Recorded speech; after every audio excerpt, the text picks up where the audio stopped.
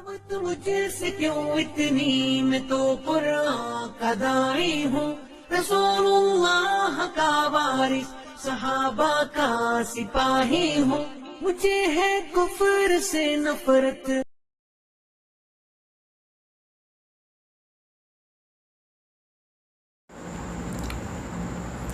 अस्सलामु अलैकुम वरहमतुल्लाहि वबरकातुहू। अल्हम्दुलिल्लाहि रब्बिल आलमीन वस्सलातु वस्सलामु अला सय्यिदिल अंबियाइ वल मुरसलीन व अला आलिहि व सहबिहि अजमईन व मन तबिअहुम बि इहसान इला यौमिद्दीन, अम्मा बाद। मुअज़्ज़ज़ नाज़रीन, आपके मसाइल और उनका हल, ये जो सिलसिला हमने शुरू किया था उसकी चौथी कड़ी आज आपकी खिदमत में हम लेकर के हाज़िर हैं। इस सीरीज़ के इस चौथे पार्ट में भी इंशाअल्लाह 10 सवालात जो आपकी तरफ से सोशल मीडिया, व्हाट्सएप, यूट्यूब वगैरह के ज़रिए, कमेंट के ज़रिए हमको मिले हैं, तो उनमें से 10 मुंतखब सवालों के जवाब इंशाअल्लाह हम आपके सामने पेश करेंगे। आज हमारी लिस्ट में जो पहला सवाल है वो ये है कि घर में कुरानी आयात वगैरह को लटकाना, घरों में फ्रेम करके घरों में कुरान की आयात को लटकाना कैसा है। तो देखिए, इस सिलसिले में अहले इल्म का इख्तलाफ है। बाज़ अहले इल्म ने इसकी इजाज़त दी है कि याद दहानी के तौर पर कुरानी आयात को लटकाया जा सकता है। कुरानी आयात हो गई या दुआएं हो गई, अगर आदमी घर में लटका रहा है इस मकसद के तहत कि बार बार उसको देख करके याद कर ले आदमी, तो इस मकसद के तहत कोई हरज की बात नहीं। शेख इब्न बाज़ वगैरह का फतवा यही है। दूसरी तरफ शेख इब्न उसैमीन वगैरह और बहुत सारे उलमा का ये कहना है कि ये अमल ठीक नहीं है। उसकी कई एक वजह है। सबसे पहली वजह तो ये है कि बहुत सारे लोग जो है कुरान की आयतों को ज़ीनत के तौर पर, डेकोरेशन के तौर पर अपने घरों में लगाते हैं कि भई हम हराम तस्वीरों को न लगा करके कुरान की आयत को लगाएं। अगर इस मकसद के तहत भी कोई लगा रहा है तो ये मुनासिब नहीं है। कुरान करीम कोई ऐसी किताब नहीं जिसको ज़ीनत बनाया जाए। कुरान दिलों की ज़ीनत है, कुरान तदब्बुर की किताब है, कुरान हिदायत की किताब है, कुरान घरों को डेकोरेट करने की किताब नहीं है। बहुत सारे लोग तबर्रुकन लगाते हैं कि भाई इनको लटकाएंगे घर में बरकत होगी। ये ख़याल भी गलत है। तबर्रुक जो है वो कुरान करीम की तिलावत के ज़रिए हासिल होता है। कुरान को घरों में लटका करके तबर्रुक हासिल करना ये शरीयत में साबित नहीं है। तीसरी वजह ये कि अल्लाह के नबी सल्लल्लाहु अलैहि वसल्लम और सहाबा, जो अल्लाह के नबी तो ख़ुद शारे हैं, शरीयत आप पर नाजिल हुई, और सहाबा इस दीन पर सबसे पहले अमल करने वाले हैं। अल्लाह के नबी सल्लल्लाहु अलैहि वसल्लम से और सहाबा से ऐसा कोई तर्ज़ अमल नहीं मिलता। बल्कि मुसलमानों के जब ज़वाल का दौर शुरू हुआ, जब मुसलमानों की पस्ती का दौर शुरू हुआ, तब ये चीज़ें जो हैं हम ये देखते हैं कि मुसलमानों की तारीख़ में मिलती हैं। इन चीज़ों के सही ना होने की एक वजह यह भी कि ये शिर्क तक लेकर के जाती हैं। इसलिए कि बहुत सारे लोग इन कुरान की आयतों को अपने घर में लटकाते हैं और ये समझते हैं कि इनसे हमारे घर जिन्नात वगैरह से महफूज रहेंगे, जबकि जिन्नात वगैरह से महफूज रहने के लिए अल्लाह के नबी सल्लल्लाहु अलैहि वसल्लम ने कुरान की तिलावत करने को कहा है, न कि इनको लटकाने को कहा है। तो ये चीज़ इंसान को शिर्क की तरफ भी लेकर के जाती है। फिर इसमें एक नुकसान ये भी है कि बाज़ लोग जो है इन फ्रेम वगैरह, जो कुरान की आयतों का फ्रेम बनवाते हैं, उसमें गोल्ड प्लेटेड फ्रेम बनवाते हैं, उसमें सोना वगैरह शामिल रहता है। ज़ाहिर है कि सोने को इस तरीके से इस्तेमाल करना भी शरीयत में दुरुस्त नहीं है। फिर यह है कि कुरान करीम की इन तख्तियों और इन फ्रेम्स को लोग बेचते हैं और बड़े महंगे महंगे दामों में लोग ख़रीदते हैं। एक तरीके का इसराफ़ और फजूल खर्ची भी है इसके अंदर। और फिर जब एक घर से दूसरे घर में लोग शिफ्ट होते हैं तो दूसरे सामानों की तरह इन फ्रेम्स और इन कुरान की आयतों की तस्वीरों को भी बहुत बुरी तरीके से दीगर सामानों के साथ फेंक दिया जाता है। एक तरीके की बेहुरमती भी इनके अंदर मौजूद है। इसलिए राजे और मज़बूत बात यही है कि कुरान की आयत वगैरह को घर में न लटकाया जाए। ज़्यादा से ज़्यादा जो बाज़ अहले इल्म ने इजाज़त दी है, तो मैं समझता हूँ कि अलग से कुरान के इन फ्रेम वगैरह को न ख़रीद करके, जैसे हम कैलेंडर तो हर घर में लोग लगाते हैं तारीख़ की मालूमात के लिए, तो आप इस्लामी कैलेंडर लगाएं जिसमें दुआएं या कुरान की आयत वगैरह लिखी हों। तो भाई वो एक ज़रूरत की चीज़ भी है और उसी बहाने आप कुरान की आयत को पढ़ भी लेंगे, उन दुआओं को याद कर लेंगे। लेकिन अलग से इनके फ्रेम ला करके लगाना बहरहाल ये कोई मुनासिब अमल मालूम नहीं होता और अक्सर अहले इल्म का यही फतवा है। दूसरा सवाल हमारी लिस्ट में ये है कि क्या निकाह के फ़ौरन बाद वलीमा कर सकते हैं। तो इस सिलसिले में ये बात याद रखें कि अफजल ये है कि मियाँ बीवी की मुलाकात के बाद वलीमा किया जाए, जो अल्लाह के रसूल सल्लल्लाहु अलैहि वसल्लम की सुन्नत है। सही बुखारी की 4973 और सही मुस्लिम की 1428 नंबर की रिवायत है। अल्लाह के रसूल सल्लल्लाहु अलैहि वसल्लम ने हज़रत ज़ैनब बिनत जहश के साथ जब निकाह किया तो निकाह के बाद अगली सुबह आपने वलीमा किया और लोगों को आपने दावत दी। तो یہ اللہ کے رسول کی سنت ہے کہ میاں بیوی کی ملاقات کے بعد ولیمہ کیا جائے، لیکن شریعت نے کوئی پابندی نہیں کی ہے، بلکہ عقد کے بعد، نکاح ہونے کے فوراً بعد بھی ولیمہ کیا جا سکتا ہے۔ شریعت نے اس کے یعنی اول وقت اور لاسٹ وقت کی کوئی تحدید نہیں کی ہے کہ نکاح کے ایک دن بعد کیا جائے، میاں بیوی کے ملنے کے بعد ہی کیا جائے۔ اسی لیے شیخ صالح الفوزان کہتے ہیں کہ وقت اقامت ولیمۃ العرس موسع، یعنی نکاح کا جو ولیمہ ہوتا ہے اس کے وقت میں گنجائش ہے۔ یبدأ من عقد النکاح الی انتہائی ایام العرس، یہ نکاح کا جو عقد ہوتا ہے، جو ایجاب و قبول ہوتا ہے، اس کے بعد سے اس کا وقت شروع ہوتا ہے اور شادی کے دنوں کے ختم ہونے کے بعد تک یہ رہتا ہے۔ تو یعنی گنجائش ہے 2-3 دن کے بعد بھی، 10 دن کے بعد بھی ولیمہ کیا جا سکتا ہے اور عقد کے فوراً بعد بھی کیا جا سکتا ہے۔ بہتر اور افضل یہ ہے کہ میاں بیوی کی ملاقات کے بعد کیا جائے۔ شیخ صالح الفوزان کا یہ فتویٰ جو میں نے پڑھا، یہ ان کی کتاب الملخص الفقہی جلد نمبر 2 صفحہ نمبر 364 کے اوپر موجود ہے۔ تیسرا سوال ہماری لسٹ میں یہ ہے کہ موسم کے متعلق، ویدر کے متعلق جو بہت سارے ایپ آتے ہیں، ان کا استعمال کرنا کیسا ہے، اور پھر ان کی بنیاد پر اپنے سفر کی پلاننگ وغیرہ کرنا کیسا ہے۔ اس لیے کہ اللہ تعالیٰ نے سورہ لقمان کی آخری آیت میں 5 باتوں کے بارے میں فرمایا کہ ان کا علم صرف اللہ کو ہے۔ ان 5 باتوں میں یہ ہے کہ وَيُنَزِّلُ الْغَيْثَ، بارش کہاں ہوگی، کتنی ہوگی، اللہ کو معلوم ہے۔ تو ایک بھائی نے سوال کیا کہ کیا اس طریقے کا ایپ جو ہے اس کو استعمال کرنا جائز ہے؟ تو یہ بات یاد رکھیں کہ موسم کے جو ماہرین ہوتے ہیں، جو ویدر رپورٹس دیتے ہیں، ان کی رپورٹ جو ہوتی ہے وہ غیب دانی کا دعویٰ نہیں ہے، بلکہ سیٹلائٹ کے ذریعے وہ پہلے سے ہی بادل کی تصویریں لے لیتے ہیں اور ایک اندازہ لگا لیا جاتا ہے کہ فلاں جگہ بارش ہوگی۔ تو اس سلسلے میں علماء کا فتویٰ یہی ہے کہ یہ کوئی غیب کا دعویٰ نہیں ہے، بلکہ محسوس چیزوں کے ذریعے، جو چیزیں ہمیں محسوس ہوتی ہیں، نظر آتی ہیں، ان کے ذریعے ایک اندازہ ہے، اور اس طریقے کا اندازہ شریعت میں حرام نہیں ہے۔ اللہ کے نبی صلی اللہ علیہ وسلم کا خود فرمان ہے، موطا امام مالک کی صحیح روایت ہے، جلد نمبر 1 صفحہ نمبر 192 کے اندر یہ روایت موجود ہے۔ آپ نے فرمایا اذا انشئت بحریۃ، جب سمندر کی طرف بادل نظر آئے، ثم تشاءمت، پھر ملک شام کی طرف بادل کا رخ ہو جائے، فتلک عین غدیقہ، تو زبردست بارش ہونے والی ہے۔ اس حدیث کی بنیاد پر اہل علم یہ کہتے ہیں کہ بارش کے بارے میں ایک اندازہ بادلوں کو دیکھ کر کے اگر لگایا جائے تو کوئی حرج کی بات نہیں۔ موسم کے ماہرین بھی ایک اندازہ ہی لگاتے ہیں، وہ کوئی کنفرم یقینی بات نہیں ہوتی، کبھی کبھی وہ اندازہ غلط بھی ہوتا ہے۔ بہرحال اس اندازے کے بنیاد پر اگر آدمی اپنے سفر کی پلاننگ کر لے تو کوئی حرج کی بات نہیں ہے۔ چوتھا سوال ہمارے پاس یہ ہے کہ جنت کی حور زیادہ خوبصورت ہے یا دنیا کی مومن عورت زیادہ خوبصورت ہوگی؟ تو سب سے پہلی بات تو ہم یہ کہنا چاہیں گے کہ اس طریقے کے سوالوں کے چکر میں نہ پڑیں۔ اللہ تعالیٰ سے دعا کریں کہ اللہ تعالیٰ جنت میں داخل کرے اور جہنم سے بچائے، اور اس کے لیے کوشش کریں۔ جہاں تک یہ سوال ہے کہ مومن عورت زیادہ خوبصورت ہوگی یا جنتی حور زیادہ خوبصورت ہوگی، اس سلسلے میں بعض روایتیں، بعض حدیثیں ضرور موجود ہیں کہ جنت کی حور سے زیادہ خوبصورت مومن عورتیں ہوں گی، مگر وہ روایتیں صحیح نہیں ہیں، وہ ساری کی ساری روایتیں ضعیف ہیں۔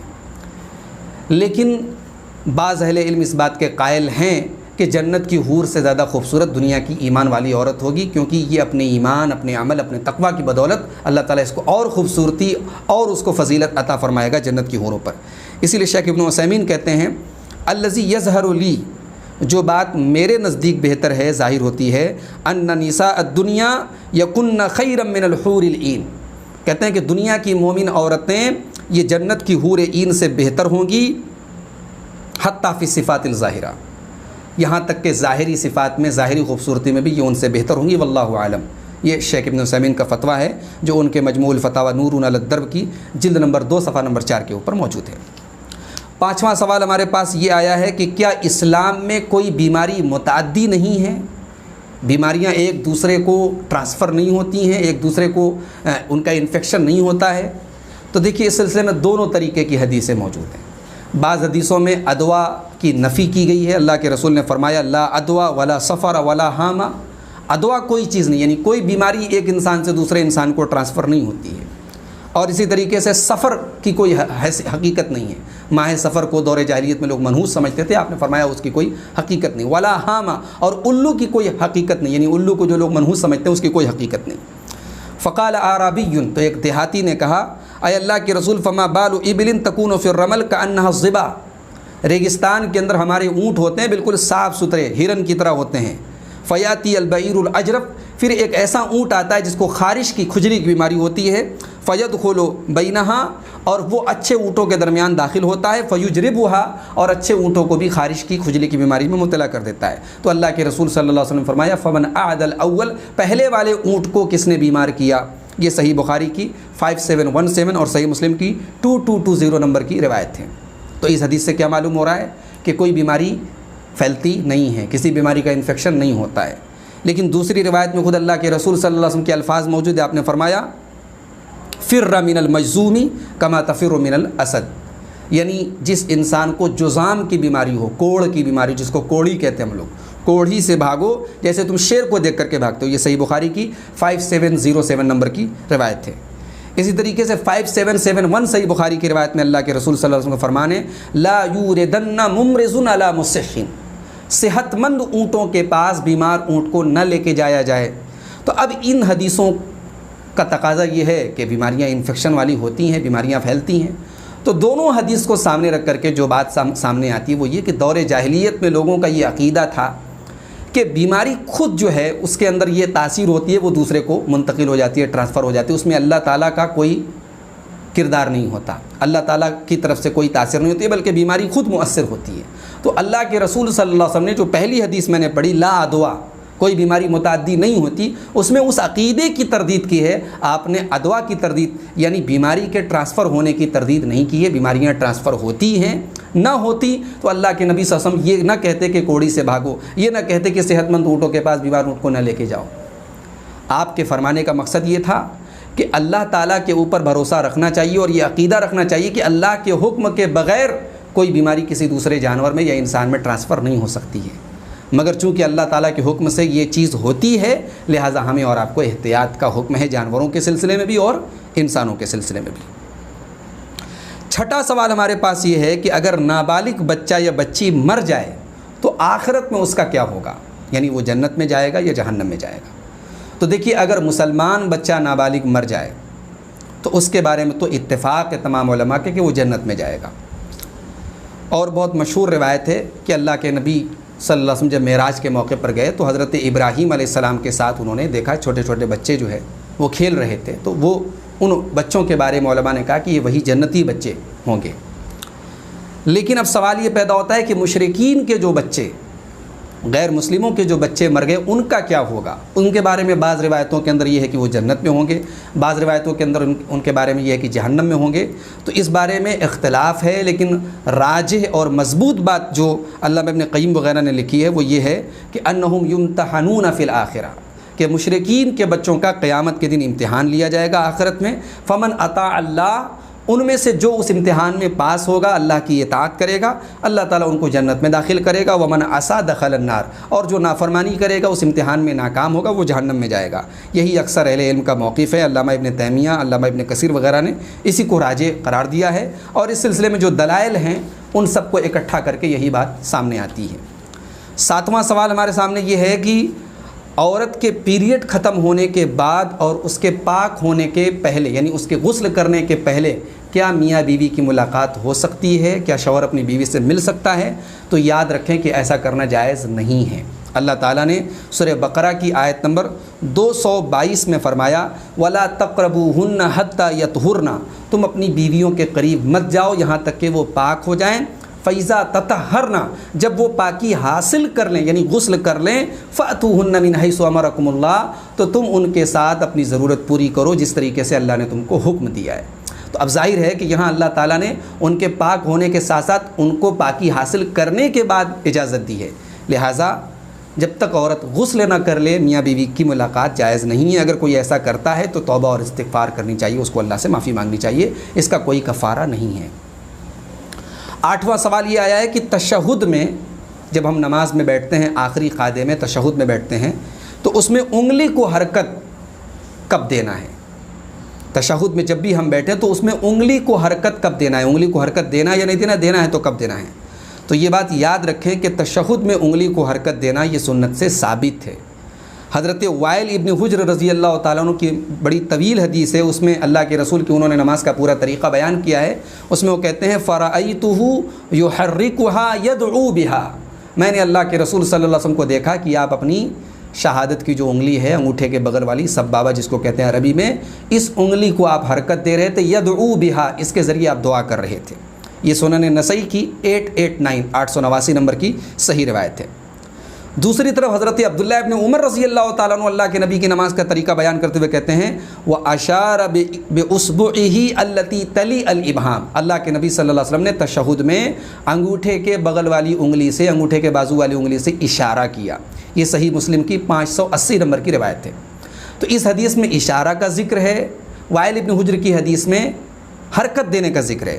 دونوں حدیثوں کو سامنے رکھ کر کے جو بات سمجھ میں آتی وہ یہ کہ اشارہ یعنی انگلی کو اٹھا کر کے، اس سے اشارہ تو پورے تشہد میں یعنی اتحیات سے لے کر کے سلام پھیرنے تک اس کو اٹھائے رہیں گے، اور حرکت جو ہم کریں گے، انگلی کو حرکت دیں گے، یہ دعا کے وقت دیں گے۔ اب دعا کہاں کہاں ہے؟ تو شیخ ابن عثیمین رحمۃ اللہ علیہ نے تفصیل سے کہا کہ جہاں جہاں اس دوران دعا آ رہی، جسے ہم اتحیات پڑھتے ہیں تو اتحیات میں جب ہم کہتے ہیں السلام علیکہ ایھا النبی، تو وہاں ہم حرکت دیں گے، اس لیے کہ وہ دعا ہے۔ السلام علینا وعلی عباد اللہ الصالحین، یہ دعا ہے۔ اللہم صلی علی محمد وعلی آل محمد، یہ دعا ہے۔ اللہم بارک علی محمد وعلی آل محمد، یہ دعا ہے۔ اور اس کے بعد اللہم انی ظلمت نفسی ظلما کثیرا جب پڑھتے ہیں، جب ہم وہاں پہنچتے ہیں فاغفر لی مغفرۃ من عندک وارحمنی، تو یہ دعا ہے۔ اس کے بعد اللہم انی اعوذ بک من عذاب جہنم، یہ تمام کے تمام الفاظ دعا ہے۔ تو دعا جہاں آئے وہاں انگلی کو حرکت دینی چاہیے۔ یہ تمام دلائل کو سامنے رکھ کر کے یہی بات زیادہ مضبوط نظر آتی ہے۔ نواں سوال ہمارے پاس یہ ہے کہ ہیلتھ انشورنس کا کیا حکم ہے؟ موجودہ جو ہمارے ملک میں حالات ہیں، آپ دیکھ رہے ہیں لوگ بہت زیادہ کورونا جیسی وبا کا لوگ شکار ہو رہے ہیں، اور بہت مہنگا علاج ہے اس بیماری کا۔ تو ایسے حالات میں ہیلتھ انشورنس کرانا کیسا ہے؟ تو یہ بات یاد رکھیں کہ ہیلتھ انشورنس کے بارے میں اس کی جو ڈیٹیلز ہیں ان کو سامنے رکھ کر کے جو بات سمجھ میں آتی ہے، شرعی اعتبار سے یہ جائز نہیں ہے۔ 3 خرابیاں کم سے کم، ان تینوں میں سے کوئی نہ کوئی ایک خرابی انشورنس کے معاملے کے اندر پائی جاتی ہے۔ ایک تو غرر ہے۔ غرر کا مطلب اسلام یہ کہتا ہے کہ ہم جب کسی سے کوئی عقد کریں، کوئی لین دین کریں، تو ہم کیا قیمت دے رہے ہیں وہ بالکل کلیئر ہو، اور ہم سامان کیا لے رہے ہیں وہ بالکل کلیئر ہو۔ اگر دونوں طرف میں سے، دونوں سائیڈ میں سے کوئی ایک سائیڈ میں یعنی ڈھکی چھپی چیزیں ہوں، ہڈن چیزیں ہوں، واضح نہ ہوں، تو یہ غرر ہے، یہ دھوکہ ہے، اور اسلام میں ایسی بے، ایسا لین دین، ایسا ٹرانزیکشن جائز نہیں ہے۔ تو انشورنس کے اندر ایک تو غرر پایا جاتا ہے۔ ہم ہر مہینہ پریمیم دے رہے ہیں، لیکن ضروری نہیں کہ ہم بیمار ہوں، اور ہو سکتا ہے کہ ہم نے سال میں 5,000 روپیہ کا پریمیم دیا لیکن ہمارا علاج 50,000 کا ہو جائے۔ تو یہ کلیئر نہیں ہے کہ ہم کتنا دیں گے اور اس کے بدلے میں ہمارا کتنے کا علاج ہوگا۔ دوسری بات یہ کہ اس کے اندر ایک طریقے کا جوا کی جو کیفیت ہے، قمار، وہ بھی پایا جا رہا ہے۔ پھر ربا، سود کی بھی اس کے اندر شکل پائی جا رہی ہے۔ اس لیے اہل علم کا یہی موقف ہے کہ انشورنس جو ہے وہ صحیح نہیں ہے، جائز نہیں۔ اب موجودہ جو ملک کے حالات ہیں ان کو دیکھ کر کے بھئی ہم تو ایک طالب علم کی حیثیت سے آپ کے سامنے دلائل کی روشنی میں جو شرعی حکم ہے وہ آپ کے سامنے بیان کر سکتے ہیں، لیکن موجودہ حالات کے تحت اگر اس حکم میں کوئی رخصت، کوئی اس میں چھوٹ کا اگر کوئی معاملہ ہے، تو ملک کے جو مستند اور کبار علماء ہیں، بڑے علماء ہیں، وہ بیٹھ کر کے اس معاملے میں کوئی ڈیسیزن لے سکتے ہیں۔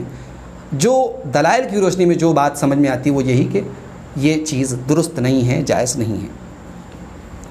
10واں اور آخری سوال ہمارے سامنے یہ ہے کہ اللہ کے نبی صلی اللہ علیہ وسلم کا نبوت کے بعد اللہ تعالیٰ نے آپ کو 40 سال کی عمر میں نبی بنایا، تو بعثت کے بعد آپ صلی اللہ علیہ وسلم کا ذریعہ معاش کیا تھا؟ آپ کی انکم کا سورس کیا تھا؟ آپ کا پروفیشن کیا تھا؟ تو پہلی بات تو یہ یاد رکھیں کہ اللہ کے نبی صلی اللہ علیہ وسلم بعثت کے پہلے، اعلان نبوت کے پہلے، اللہ کے رسول صلی اللہ علیہ وسلم کا جو ذریعہ معاش تھا وہ تجارت تھا، اور سیرت کی کتابیں پڑھنے والا ہر شخص جانتا ہے کہ آپ تجارت کرتے تھے۔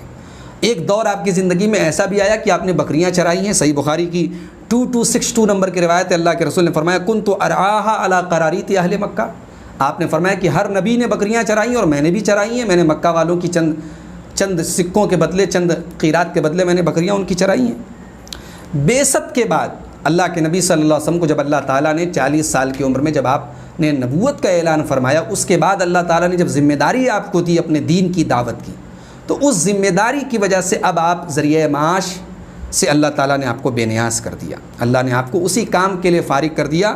وَوَجَدَكَ عَائِلًا فَأَغْنَىٰ، اللہ نے فرمایا سورہ ضحیٰ کی آیت نمبر 8 میں کہ اے نبی، ہم نے آپ کو یعنی غریب پایا، آپ کو ضرورت مند پایا، اور ہم نے آپ کو بے نیاز کر دیا۔ اللہ کے نبی صلی اللہ علیہ وسلم کو اللہ تعالیٰ نے نبوت کے بعد بے نیاز کر دیا۔ کیسے بے نیاز کر دیا؟ شروعات میں حضرت خدیجہ رضی اللہ تعالیٰ عنہ کا جو تجارتی مال آتا تھا وہ اللہ کے رسول صلی اللہ علیہ وسلم کے ذریعہ معاش کے لیے وہی کافی تھا، اور اللہ کے رسول صلی اللہ علیہ وسلم کی جو زندگی تھی بہت ہی سمپل تھی. آپ نے دنیا کا تام جھام اور دنیا کے عیش و عشرت کے سامان سے ہمیشہ اپنے آپ کو دور رکھا.